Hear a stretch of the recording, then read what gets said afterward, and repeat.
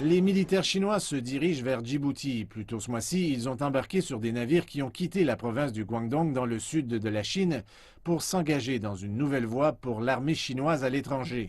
L'établissement de la base aidera les missions d'accompagnement des navires chinois dans le golfe d'Aden et en Somalie, ainsi que les obligations internationales telles que les missions humanitaires de sauvetage. Elle stimule également le développement social et économique de Djibouti. L'objectif de la base, aider les efforts humanitaires et de maintien de la paix en Afrique et en Asie de l'Ouest.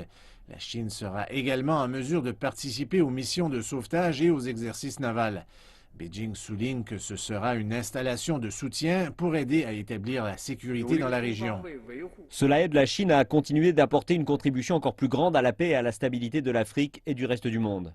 La base fait partie de la présence croissante de la Chine sur le continent. La Chine est l'un des plus grands fournisseurs de soldats de maintien de la paix de l'ONU en Afrique. Dans le cadre d'une décision importante en 2015, le président Xi Jinping a annoncé que la Chine mettrait en place une force permanente de maintien de la paix de 8000 soldats et a promis 100 millions de dollars à l'Union africaine. L'Afrique a les plus grands besoins pour le maintien de la paix. À long terme, la communauté internationale et l'ONU devraient soutenir les pays africains en augmentant leur propre capacité à maintenir la paix et la stabilité, afin que les problèmes africains puissent être abordés de manière africaine. Depuis plusieurs années, les militaires chinois ont également contribué aux efforts de piratage au large des côtes de la Somalie et ont envoyé des équipes médicales militaires dans des pays ravagés par le virus Ebola.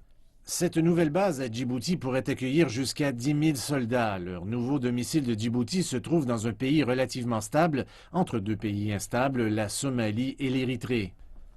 L'armée chinoise pourrait être occupée dès son arrivée. La Chine a récemment offert de servir de médiateur dans le conflit frontalier entre Djibouti et l'Érythrée et pourrait envoyer des soldats si cela est demandé.